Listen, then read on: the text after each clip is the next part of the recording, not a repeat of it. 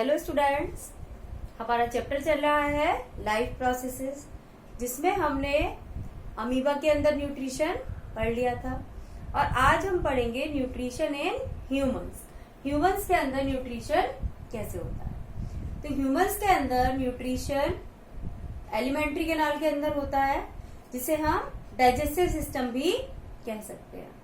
और जो digestive system होता है ह्यूमंस का, वो कंप्लीट डाइजेस्टिव सिस्टम होता है। माउथ से स्टार्ट होता है और एनस पर वो खत्म होता है। जो एंड स्टार्टिंग है उसकी माउथ है और उसका जो एंड है वो एनस है। तो अब हम देखते हैं कि कौन कौन से ऑर्गन हमारे इस सिस्टम के अंदर पाए जाते हैं। सबसे पहले जो हमारा सिस्टम है माउथ से शुरू हो रहा है। माउथ को हम बक्कल कैविटी भी कहते हैं। और माउथ के अंदर हमारे 3 ऑर्गन्स ऐसे पाए जाते हैं जो कि डाइजेशन में हेल्प करते हैं। जिसमें सबसे पहले हमारे टीथ होते हैं। माउथ के अंदर कौन कौन से ऑर्गन पाए जाते हैं जो हमें हेल्प कर रहे हैं। सबसे पहले हमारे टीथ, दूसरी टंग और तीसरा स्लेवरी ग्लैंड्स।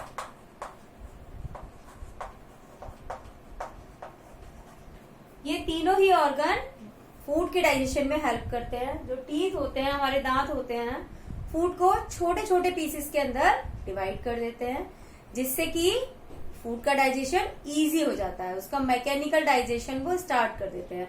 बड़े बड़े पीसेस है, उन्हें छोटे छोटे में टीथ तोड़ देते हैं। जो ह्यूमन टीथ है उनमें कुछ क्वालिटी होती है कि सारे टीथ एक से नहीं होते हैं, अलग अलग तरह के होते हैं।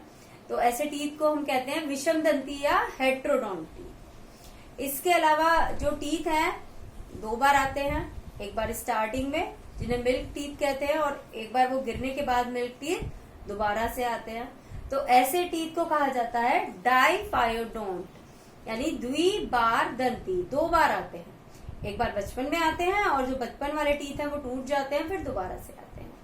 इसके अलावा हमारी जो जॉ बोन होती है उसमें सॉकेट बने होते हैं। वो जो टीथ हैं हमारे उनके अंदर फिक्स होते हैं। तो ऐसे टीथ को कहा जाता है थीकोडोंट। थीकोडोंट यानी कि गर्त दंती। तो ये कुछ क्वालिटी है, कुछ एक्स्ट्रा है ये, जो आपको लिखने की जरूरत नहीं है इसे। तो ये हमारे अब टीथ का मेन काम क्या है, फूड को पीसेस के अंदर ब्रेक करना। नेक्स्ट है हमारा टंग। टंग एक मस्कुलर ऑर्गन है, हमें बोलने में हेल्प करती है, लेकिन डाइजेशन में कैसे हेल्प कर रही है। टंग के ऊपर टेस्ट बड पाई जाती है जो फूड का टेस्ट बताती है। और फूड में टेस्ट आएगा तभी हम उसे खाएंगे, अदरवाइज हम खाएंगे नहीं। इसके अलावा जो टंग है वो सलाइवा को मिक्स करने का काम करती है। फूड में सलाइवा को मिक्स करने का काम करती है, जिससे कि हम फूड को इजीली स्वेलो कर सकें। नेक्स्ट है हमारी salivary gland. Salivary gland 3 pairs होती हैं, हमारी बक्कल कैविटी में आती है। आप फील करें कहाँ कहाँ आपको फील होता है अपने माउथ में कि सलाइवा आता है। देखो यहाँ नीचे फील हो रहा है, यहाँ फील होता है। तो हमारी एक पेयर स्लेवरी ग्लैंड टंग के नीचे होती है, एक यहाँ हमारे लोअर जॉ में होती है, और तीसरी हमारी यहाँ ईयर्स के नीचे होती है। तो 3 पेयर होती है हमारी स्लेवरी ग्लैंड। स्लेवरी ग्लैंड का काम क्या है, ये सलाइवा का सिक्रीशन करती है। सलाइवा एक वाटरी सब्सटेंस है जो फूड को कैसा कर देता है, मॉइस्ट कर देता है, गीला कर देता है, जिससे कि फूड को हम आराम से सटक सके। बहुत सूखी चीज होती है, माना आपने चने खाए, सूखे चने भुने वाले, तो क्या होता है हमसे वो खाए नहीं जाते, वो ज्यादा ड्राई होते हैं, हमें पानी पीना पड़ जाता है। तो सलाइवा का काम क्या है, फूड को गीला करना। इसके अलावा सलाइवा के अंदर एमाइलेज एंजाइम होता है, स्लेवरी एमाइलेज एंजाइम, जो कि ग्लूकोज में चेंज कर देता है कार्बोहाइड्रेट को। कार्बोहाइड्रेट को तोड़ देता है किसमें, ग्लूकोज में। जब हम खाना खाते हैं, उसे ज्यादा देर तक चबाते रहे हम रोटी के गस्से को, तो कुछ टाइम बाद वो कुछ हल्का मीठा सा टेस्ट आने लगता है। तो वो इसीलिए आता है कि जो आपका कार्बोहाइड्रेट है वो चेंज हो गया है किसके अंदर, ग्लूकोज के अंदर। तो यहाँ ये जो माउथ के अंदर जो डाइजेशन है वो 3 ऑर्गन उसके अंदर हेल्प कर रहे हैं। अब जो माउथ बक्कल कैविटी है वो किसके अंदर खुल रही है, हमारी ईसोफेगस। ईसोफेगस को हम फूड पाइप भी कहते हैं, इसको हम फूड पाइप भी कहते हैं। ये लगभग 15-16 सेंटीमीटर लंबी एक नली होती है और इसके अंदर म्यूकस ग्लैंड प्रेजेंट होती है, जो कि फूड को जो स्लिपरी बना देती है, वे को, रास्ते को अपने को, जिससे जो फूड है वो इजीली नीचे की तरफ चला जाता है। इसके अलावा जो हमारी एलिमेंट्री कैनाल है उसमें इस तरीके का मोशन होता रहता है, वो फैलती है, सिकुड़ती है, फैलती है, सिकुड़ती है। तो इस मोशन को हम कहते हैं पेरिस्टैल्टिक मोशन। कैसा मोशन? पेरिस्टैल्टिक। और हिंदी में इसे कहते हैं हम क्रमानुकंचन गति। इसे क्या कहते हैं? क्रमानुकंचन गति, जिसकी वजह से जो हमारी पूरी एलिमेंट्री कैनाल के अंदर कॉन्ट्रैक्शन एक्सपेंशन, कॉन्ट्रैक्शन एक्सपेंशन, यानी कि वो सिकुड़ती है, फैलती है, सिकुड़ती है, फैलती है, जिसकी वजह से जो फूड है वो नीचे की तरफ ही जाता है। अब देखो कई बार हम खाना खा के लेट जाते हैं, तो लेटने के बाद हमारा फूड नीचे कैसे जाएगा? तो इस मोशन की वजह से जो फूड है उसका रास्ता हमेशा कहाँ है? ऊपर से नीचे की तरफ ही रहता है और फूड हमेशा नीचे की तरफ ही जाता है। तो ये हमने क्या बनाया था? ईसोफेगस या फूड पाइप। इसके अंदर कोई डाइजेस्टिव ग्लैंड नहीं होती, डाइजेशन का काम यहाँ नहीं होता है। इसका काम क्या है? फूड को नीचे की तरफ भेजना। और ये कहाँ खुलती है? स्टमक के अंदर खुलती है। स्टमक क्या है? एक जे शेप का ऑर्गन होता है, मस्कुलर ऑर्गन है और एक्सपेंडेबल होता है। एक्सपेंडेबल यानी कि जब हम खाना खाते हैं तो वो फूल जाता है। बहुत से लोगों में होता है कि खाना खाया पेट मोटा हो गया, वो इसीलिए हो जाता है कि ये क्या होता है? एक्सपेंड हो जाता है। जे शेप ऑर्गन है और मेन ऑर्गन है हमारी एलिमेंट्री कैनाल का। इसमें डाइजेशन होता है और इसके अंदर तीन मेन ये जो सिक्रीशन करती है, इसकी जो वॉल होती है वो सिक्रीशन करती है तीन मेन सब्सटेंसेस का। किस किस का? सबसे पहले सिक्रीशन करती है ये स्टमक, किस किस का सिक्रीशन कर रहा है? HCl का, दूसरा पेप्सिन का और तीसरा म्यूकस। देखो जो स्टमक की वॉल होती है वहां पर गैस्ट्रिक ग्लैंड्स पाई जाती है, कुछ ग्रंथियां पाई जाती हैं जो सिक्रीशन करती हैं HCl का, पेप्सिन का और म्यूकस का। HCl हाइड्रोक्लोरिक एसिड है। तो एसिड का क्या काम हमारे स्टमक में? एसिड का काम ये है कि ये जो स्टमक का मीडियम है उसको एसिडिक करता है। और ये जो पेप्सिन एंजाइम है ये एसिडिक मीडियम में ही काम करता है। अगर मीडियम एसिडिक नहीं होगा तो ये एक्टिव नहीं होगा, ये काम नहीं करेगा। तो HCl का पहला काम कि ये स्टमक के मीडियम को एसिडिक कर रहा है जिससे कि पेप्सिन एंजाइम एक्टिवेट हो जाए। और दूसरा काम कि अगर फूड के अंदर कोई जर्म्स, बैक्टीरिया प्रेजेंट हैं तो ये उन्हें किल कर देता है। नेक्स्ट हमारा पेप्सिन एंजाइम। पेप्सिन एंजाइम का काम क्या है कि ये प्रोटीन का डाइजेशन करता है, प्रोटीन के डाइजेशन में हेल्प करता है, प्रोटीन को तोड़ता है ये पेप्टोन्स में, पेप्टाइड्स में, यानी छोटे अणुओं के अंदर ये तोड़ देता है। और नेक्स्ट हमारा म्यूकस। अब देखो सब लोगों को पता है कि एसिड जो HCl होता है वो बहुत कोरोसिव होता है, वो जला देता है। तो अगर वो हमारे स्टमक के अंदर प्रेजेंट है तो वो हमारे स्टमक की वॉल को भी जला देगा, तो वो कैसी हो जाएगी? घाव हो जाएंगे उसके अंदर। तो इसीलिए जो हमारा स्टमक है म्यूकस का सिक्रीशन करता है। और ये जो म्यूकस है स्टमक की जो अंदर की लाइनिंग है वहां पर एक लेयर बना देता है, म्यूकस की लेयर बना देता है। और इस लेयर की वजह से HCl का इफेक्ट नहीं होता है स्टमक की वॉल पर। तो जो स्टमक है वो मेन ऑर्गन है हमारी एलिमेंट्री कैनाल का, जे शेप्ड होता है, एक्सपेंडेबल होता है, फैल जाता है और वो HCl, पेप्सिन और म्यूकस का सिक्रीशन करता है जो कि डाइजेशन में हेल्प करते हैं। अब ये जो स्टमक है वो किसके अंदर खुलता है? स्मॉल इंटेस्टाइन के अंदर खुलता है। जो स्मॉल इंटेस्टाइन है, नाम स्मॉल है लेकिन वो हमारी एलिमेंट्री कैनाल का सबसे लंबा पार्ट होता है। लगभग 6 से 7 मीटर वो लंबी होती है, 6 से 7 मीटर लंबी होती है और बहुत कॉइल्ड, मतलब जो फोल्डेड होती है वो बहुत ज्यादा, और छोटी सी जगह के अंदर ही वो सेट होती है एलिमेंट्री कैनाल में। यहाँ जो लार्ज इंटेस्टाइन है इसके मिडिल में ये सेट होती है, कॉइल्ड होती है और सेट होती है। और जो हमारे फूड का कंप्लीट डाइजेशन है वो कहाँ होता है? स्मॉल इंटेस्टाइन के अंदर ही होता है। स्मॉल इंटेस्टाइन इंटेस्टाइनल जूस का सिक्रीशन करती है। इसके अलावा हमारे जो डाइजेस्टिव सिस्टम है उसमें ग्लैंड्स होती है, सिलेवरी ग्लैंड के बारे में हमने पढ़ लिया। इसके अलावा लिवर भी होता है और पैनक्रियाज भी होता है। ये दोनों ग्लैंड का जो सिक्रीशन है, जो इनका श्रावण है, वो कहाँ जाता है? वो स्मॉल इंटेस्टाइन के अंदर ही जाता है। तो इसीलिए जो फूड का कंप्लीट डाइजेशन है वो कहाँ होता है? स्मॉल इंटेस्टाइन में होता है। अब लीवर की बात करें तो लीवर हमारी बॉडी की सबसे बड़ी ग्लैंड होती है और ये बाइल का सिक्रीशन करती है, पित्त का सिक्रीशन करती है।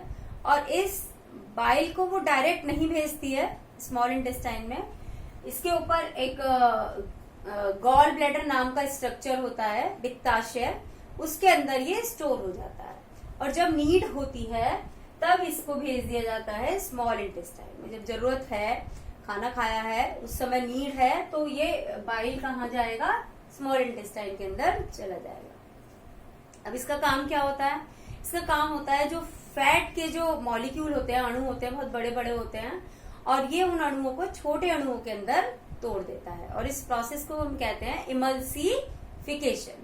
तो क्या करता है बाइल, फैट का इमल्सिफिकेशन करता है और हिंदी में कहते हैं इमल्सीकरण करता है, यानी फैट के जो बिग मॉलिक्यूल हैं उन्हें स्मॉल मॉलिक्यूल के ड्रॉपलेट्स के अंदर तोड़ देता है।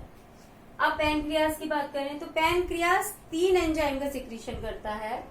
जो पैनक्रियास के एंजाइम है कौन कौन से हैं, पैनक्रियास एक होता है एमाइलेस,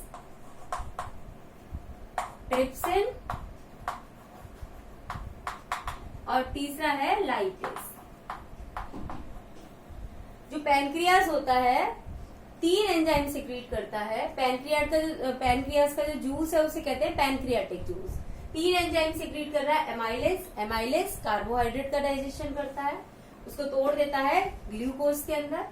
ट्रिप्सिन प्रोटीन का डाइजेशन करता है, प्रोटीन को चेंज कर देता है एमाइनो एसिड में।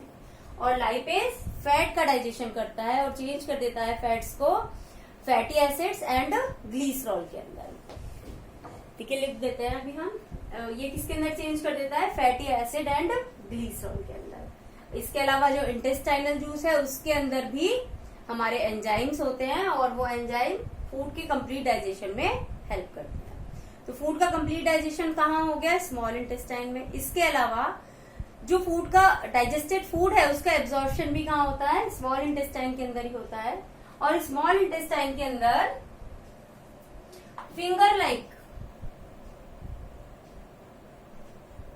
फिंगर लाइक प्रोजेक्शन पाए जाते हैं जिन्हें हम कहते हैं रसांकुर। और इनका काम क्या होता है, ये एब्जॉर्प्शन के जो सरफेस एरिया है उसको बढ़ा देते हैं। इन्हें हम कहते हैं रसांकुर या विलाई। और जिससे क्या है, स्मॉल इंटेस्टाइन का सरफेस एरिया बढ़ जाता है तो एब्जॉर्प्शन ज्यादा होता है। तो फूड का कंप्लीट डाइजेशन भी हो गया और एब्जॉर्प्शन भी हो गया, कहाँ, स्मॉल इंटेस्टाइन के अंदर। अब जो फूड है कहाँ जाता है, लार्ज इंटेस्टाइन के अंदर जाता है। लार्ज इंटेस्टाइन के अंदर कैसा फूड जा रहा है, अनडाइजेस्टेड फूड जा रहा है, लेकिन इस फूड के अंदर बहुत सारा वाटर भी होता है। तो वाटर का एब्जॉर्प्शन सारा किसके अंदर होता है, लार्ज इंटेस्टाइन के अंदर होता है। लार्ज इंटेस्टाइन लगभग 1.5 मीटर लंबी स्ट्रक्चर होती है और ये पूरी हमारी एलिमेंट्री कैनाल लगभग 9 मीटर लंबी होती है। यहाँ फूड के अंदर जो भी वाटर था, एक्स्ट्रा वाटर था, उसका एब्जॉर्प्शन हो गया। उसके बाद जो अनडाइजेस्टेड फूड है वो कहाँ आ जाता है, ये हमारा जो स्ट्रक्चर है इसे हम कहते हैं रेक्टम, इसे कहते हैं रेक्टम। तो ये जो फूड है वो कहाँ इकट्ठा हो गया, अनडाइजेस्टेड फूड रेक्टम के अंदर। और जब ये रेक्टम फेल हो जाता है तो हम अपनी इच्छा के अनुसार इस डाइजेस्टेड फूड को बॉडी से बाहर निकाल देते हैं थ्रू एनस के थ्रू। तो देखो हमारी बॉडी के अंदर कुछ स्फिंक्टर पाए जाते हैं। जो हमारी एलिमेंट्री कैनाल है इसमें स्फिंक्टर पाए जाते हैं। स्फिंक्टर मतलब वॉल्व की तरह, जैसे वॉल्व होते हैं ना, अब पानी का जो कनेक्शन होता है उसमें वॉल्व होते हैं। खोला वॉल्व तो पानी आएगा, बंद कर दिया तो नहीं आएगा। तो इसी तरीके से एक स्फिंक्टर हमारा स्मॉल इंटेस्टाइन और स्टमक की जो ये जोड़ है यहाँ पर पाया जाता है, जिसे हम कहते हैं गैस्ट्रिक स्फिंक्टर। अब इसका काम क्या है, गैस्ट्रिक स्फिंक्टर।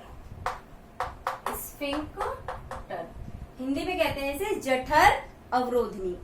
तो इसका काम है कि देखो जो फूड है काफी टाइम के लिए हमारे स्टमक के अंदर रहता है और थोड़ा थोड़ा सा फूड स्मॉल अमाउंट में ही स्मॉल इंटेस्टाइन के अंदर भेजा जाता है। तो जब फूड भेजना है तो ये स्फिंक्टर खुलेगा, नहीं तो ये स्फिंक्टर बंद रहेगा। इसी तरीके से एक स्फिंक्टर कहाँ पाया जाता है, हमारे रेक्टम में पाया जाता है, जो कि जो हमारा अनडाइजेस्टेड फूड है उसको बाहर निकालने को कंट्रोल करता है। तो जब फूड बाहर निकालना है तो वो खुलता है, अदरवाइज वो बंद रहता है। तो इस तरीके से यहाँ हमारा ये स्फिंक्टर होता है। तो कंप्लीट हो गया है हमारा चैप्टर। एक बार दोबारा से बता देते हैं कि ये हमारी एलिमेंट्री कैनाल है, लगभग 9 मीटर लंबी होती है। अच्छा, एक चीज और बता देते हैं आपको,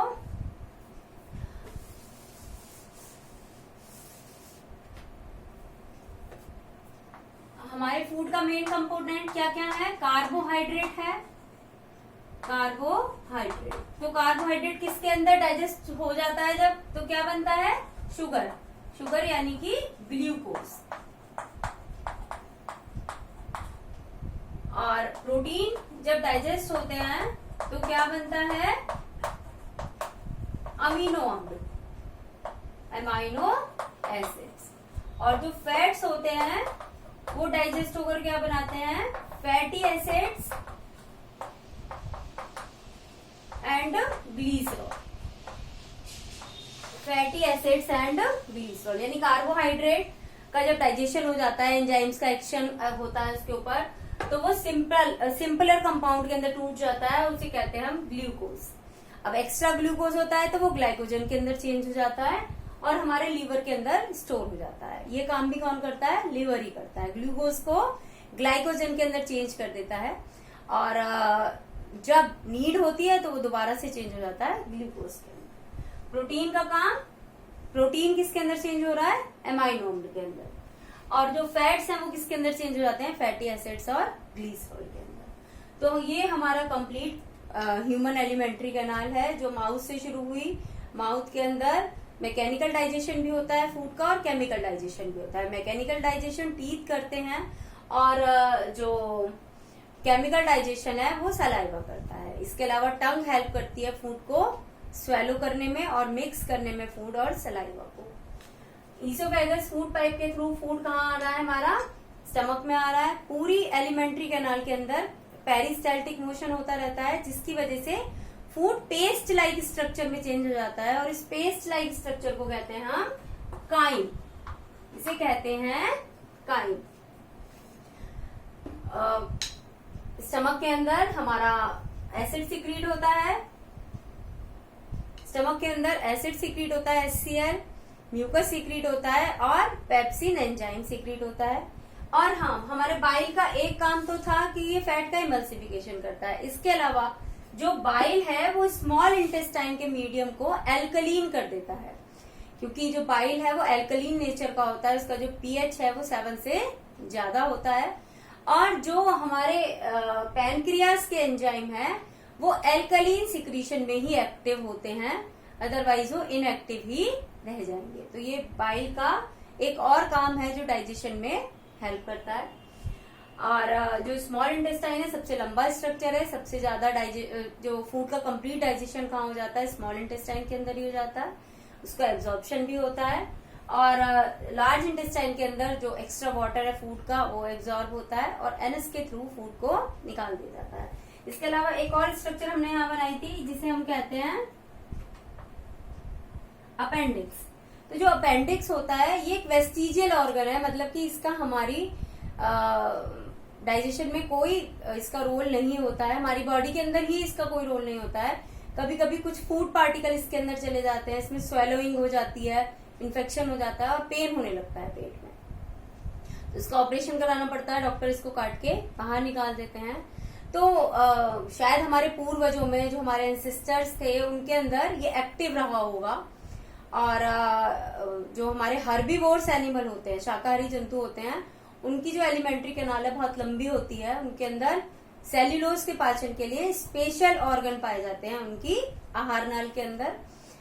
तो शायद हमारा विकास भी, हमारा जो इवोल्यूशन है वो भी शाकाहारी जंतुओं से हुआ है और उस टाइम ये एक्टिव रहता होगा ये पोर्शन, लेकिन अब हमारी आहार नाल में इसकी कोई नीड नहीं है, तो इसलिए कैसा हो गया है, अवशेषी हो गया है, इसका हमारी आहार नाल के अंदर कोई रोल नहीं है और कभी कभी इसको ऑपरेट करके बॉडी से बाहर भी निकालना पड़ जाता है। तो इस तरीके से हमारा टॉपिक पूरा हो गया। तो आपको क्लियर हो गया होगा टॉपिक। वीडियो देखने के बाद उसे लाइक करें और चैनल को सब्सक्राइब जरूर करें। Thank you and have a